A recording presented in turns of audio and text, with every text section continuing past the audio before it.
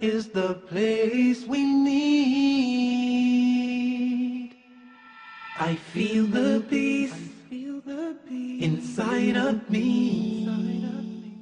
Greetings and peace. This is Dr. Lawrence Brown with another episode of Interfaith Issues. I'm coming to you today with a topic that might surprise a lot of you.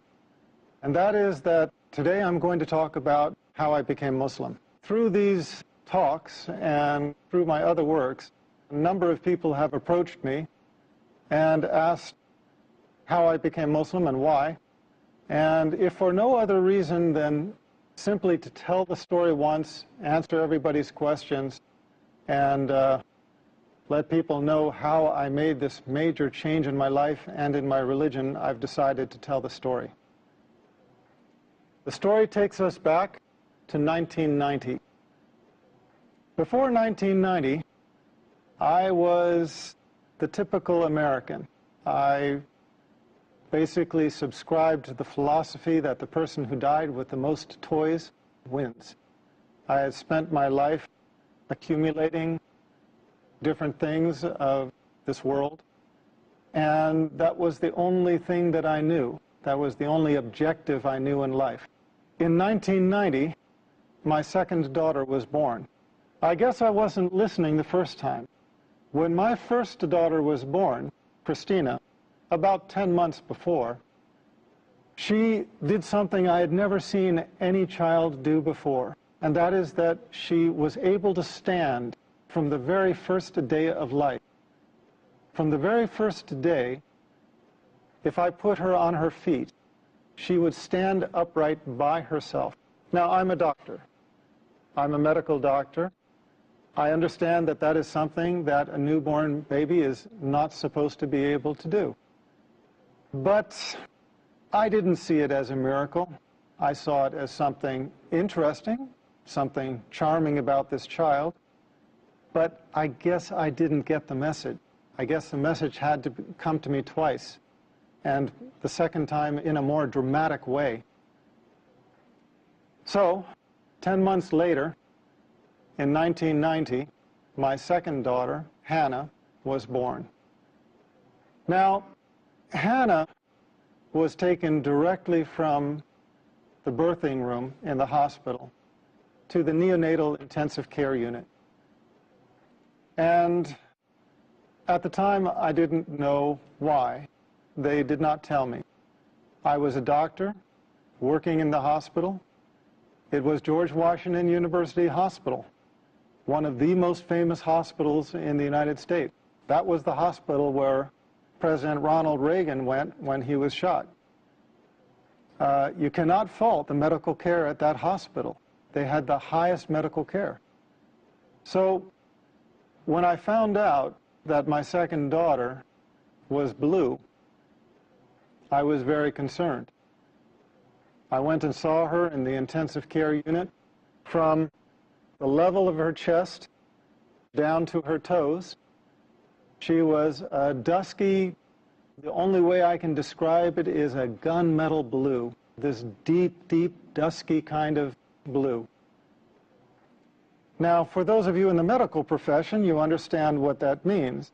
A lot of people, even outside the medical profession, understand what that means, but for those of you who don't, you know how when you look at the veins in your arms, in a pale-skinned person like myself, those veins are blue. The reason why is because blood, when it is carrying oxygen, is red. When the blood does not have oxygen, it turns blue. And that was the color of my child. We took a cardiac ultrasound. It showed that she had a coarctation of the aorta. Now, the aorta is the major vessel that comes off of the heart and then sweeps down to the rest of the body, carrying all of the blood for the body from the chest down. And a coarctation is a critical narrowing in that artery. We could see where the artery was normal size. We could see where it was normal size on the other side, but right in the middle, there was this tight coarctation where the artery narrowed down to almost nothing. So that was the condition of my child. She was dying. Her body was suffocating. Now, as a doctor, I understood what this meant. I had assisted on numerous cardiothoracic surgeries. I knew that this almost certainly meant for this child that she would undergo emergency thoracic surgery. They would cut open her chest. They would replace the vessel with a graft. And these children, in general, don't do well. Given the technology of the time, about 20 years ago, my expectation was that my daughter would have the surgery, survive a few years, need to have the surgery again to replace the graft as she grew, and eventually the graft would fail and she would die. Now, that was my understanding at the time. That was the understanding of the intensivist, the doctor caring for my daughter at the time. So we were standing over this one-day-old baby, not even one-day-old baby, whose body was dying for lack of oxygen, and we were just watching her die. They called in a cardiothoracic surgeon from the Children's Hospital across town in Washington, D.C. When he came to see my daughter, I had to leave because I was emotional and I was not helping things. I was not helping them to do their job. I left the intensive care unit. I went down the hallway. Because it's an intensive care unit, there's a prayer room nearby. Now, I remember very clearly walking into that room and praying for the first time in my life with sincerity. And I remember it because I had never prayed with sincerity before. All of my life, I had been in charge. If there was anything that I needed, I knew how to go after it. If there was anything I wanted, I knew what I had to do to get it. I had never been in the position in my life where I faced a situation that I felt I couldn't handle it, where I knew that I was helpless. Now, a lot of people think that I came to Islam through Christianity. In a way, that's true, and I'll come to that. But at the time, it was not. I was never, at any time in my life, Christian. I used to be atheist. I was one of those who denied the existence of God. In fact, I tried to argue people away from believing in God. When I went into that prayer room, I remember one thing hit me right away, and that is that it was just a prayer room. There were no crosses, no crucifixes, no statues. There were no religious symbols at all. And immediately, I felt it was the right place to be. But because I was atheist, I prayed a prayer which I have since come to know is a little bit infamous. It's a kind of a weak prayer, but it has its strength. And that prayer is, "Oh God, if you are there." You have to remember, I had spent all of my life denying God, denying his existence. At that moment, I realized there was nothing I could do. There was nothing in my worldly power to help this child. And I knew that the only power, if it did exist, that could help my child was the Almighty. So the only way I could pray was to pray, "Oh God, if you are there." And I admitted, I was honest. I said, "I don't know if you're there or not. But if you are there, I need help." And I made a deal. I made a promise. I asked God if he saved my daughter. And then if he guided me to the religion that was most pleasing to him, that I would follow. And I remember those words precisely, asking him to guide me to the religion that was most pleasing to him and promising to follow. Well, I had been away for maybe 15 minutes. I walked back to the intensive care unit. When I entered the unit, the doctors were huddled around my daughter like a football team in the huddle. They were on the other side of the room at one end. When I walked in, they looked up at me, and I could see something had changed. When I walked up to them, the cardiothoracic surgeon just looked me in the eye and said she was going to be okay. The doctors around me did not understand it. He went on to give an explanation. He started talking about a patent ductus arteriosus and how he explained the fact that my daughter was going to be okay. And I looked around at the other doctors' faces, and I realized that I was not the only one that did not buy that explanation. And I realized that although that explanation worked for him, it just simply didn't work for me. I had prayed with sincerity for the first time in my life, and I could only believe that this was the hand of my Creator. We took an ultrasound before that showed this life-limiting condition. We took an ultrasound after, and she was completely stone-cold normal. She never had surgery. She never had medicine. She just went to becoming a completely normal child. As a matter of fact, she entered college this year. When I saw this miracle, I realized I had made a promise. And I realized that if I did not fulfill that promise, I would be blameworthy. So I started searching. I had promised my Creator that if He would guide me to the religion most pleasing to Him, that I would follow. And the last thing I wanted was to die with that promise being unfulfilled. I would love to continue and finish the story all in one go, but we have an obligation to our sponsors, and so I ask you to be patient, bear with us. We're going to break for a few minutes. We'll be right back.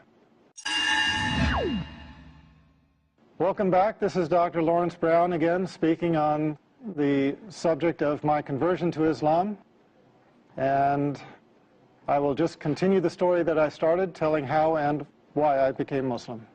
So, I started reading scriptures of a variety of religions. I studied Buddhism, Taoism, Shintoism, read into the Bhagavad Gita, started studying Hinduism, worked my way around to Judaism, Christianity, started working myself up the ladder of the revealed monotheistic religions. With each religion I encountered, I basically just came to the conclusion that, well, no, that's not it. It didn't take me long to decide against Buddhism, against Taoism, against Hinduism. That's why I ended up studying Judaism. When I studied Judaism, I felt, okay, now, here there is some truth, but there are also some things that I did not believe. I found inconsistencies in the Old Testament, which we'll talk about in another show, inshallah. I found the prediction of 3 prophets to follow, and that obviously raised the question, well, if those prophets do not count as John the Baptist and Jesus Christ as the first 2 of those 3, who else could it be? So I moved on to Christianity. As I studied Christianity, I just was looking for the answer anywhere I could find it. I studied with the Southern Baptists, the Quakers, the Greek Orthodox, the Roman Catholics, Mormons, Seventh-day Adventists, my head is kind of swimming with all of the sects of Christianity that I approached for longer or shorter periods of time. And in the end, I could never get my answers. I would go to the priests, having actually done something that very few Christians, in my experience, really do, and that is reading the Bible and questioning aspects of it.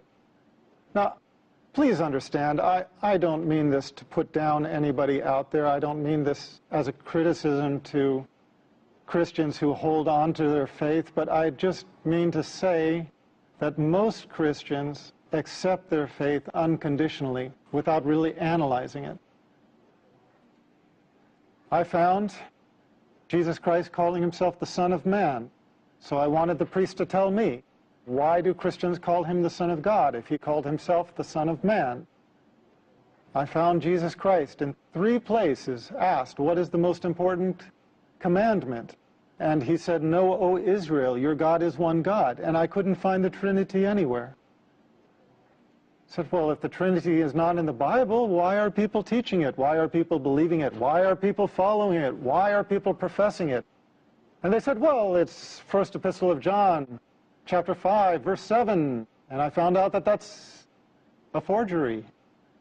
It doesn't exist in the original manuscripts, which is why it has been modified in the more modern Bibles.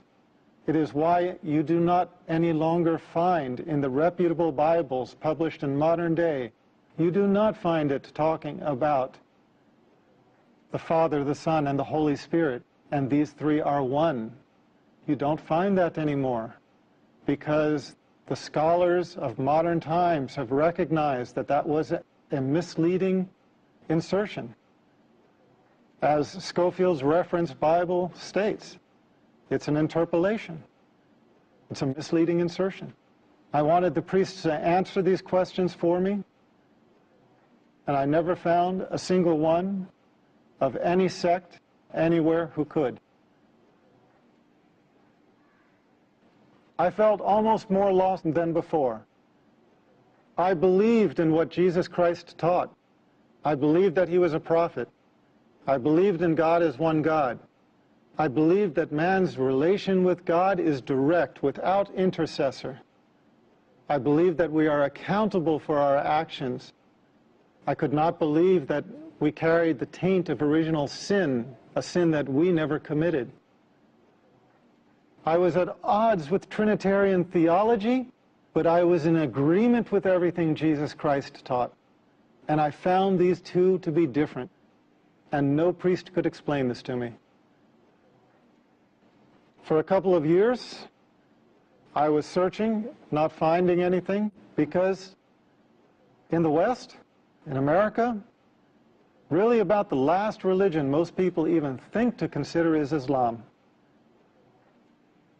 It wasn't until I learned about Islam, about the Prophet Muhammad, peace be upon him, that everything suddenly made sense. Everything fell in place. The Old Testament's prediction of 3 prophets to follow, John the Baptist being 1, Jesus Christ being 2. Who is the 3rd? The prophet of Islam, Muhammad, peace be upon him. Everything else fell in place. All of the teachings of Jesus Christ, his teaching that God is one, his teaching that the prophets, including himself, were men, his teaching that we are directly accountable to God, without intercessor, no saints in the way, no priests that you have to make confession to or seek absolution from. No, our account is directly to God, without intercessor. And I found the consistency in the creed throughout the chain of revelation. This was my reason for embracing Islam. I found in Islam the answer to my search in the continuity of the chain of revealed revelation. I found Islam as the conclusion in the chain of revelation. Now, that's my story. It's a very personal story, and maybe nobody benefits from it except for me. But it seems like everybody has a testimonial. And God guides who He wills. And if you are sincere, He will guide you to the straight path. But if you have some disease in your heart, if you have some insincerity, if you have some desire for the world where you do not put God as your priority, you can easily fall into this trap. You start out thanking God and you end up directing your worship to an element of His creation, worshiping the creation instead of the Creator. A few years later, as a doctor, I had a patient who had a son who was born with a lethal heart problem. It looked like he was going to die. She prayed to God. She asked for God to save her child, and she promised. Her child got better, the same as mine had. And you know what? She didn't keep her promise. She went back on it. And I guess that kind of concludes my story, because when I saw that, I realized that I didn't become Muslim because I'm so smart, because I figured it out, whereas somebody else maybe didn't. No. Here was this woman in the exact same situation. She was praying for the salvation of her child with a lethal heart defect, just as I had had a child with a lethal heart defect. And what was the difference between the two of us? The difference was simply that Allah guided me to Islam and made me sincere. And for whatever reason, she did not. She failed in her test. If there was one message I would send to the audience, it is just this. We come to the religion of truth not on our own, except as we ask for it. Allah guides those who He wills. Pray to Allah by whatever name you know Him. Pray to the Creator with sincerity. Ask Him to guide you in your heart and in your mind to the religion of truth and to make you pleased with it. And you will find, if you are sincere, and if Allah answers your prayer, you will find that the religion of truth enters your heart. And inshallah, you will join us as a brother or sister in Islam. Thank you for being my audience on yet another episode, Interfaith Issues. We will continue again, inshallah, and I look forward to being with you then. Peace, and may God be with us all. I feel the peace inside of me.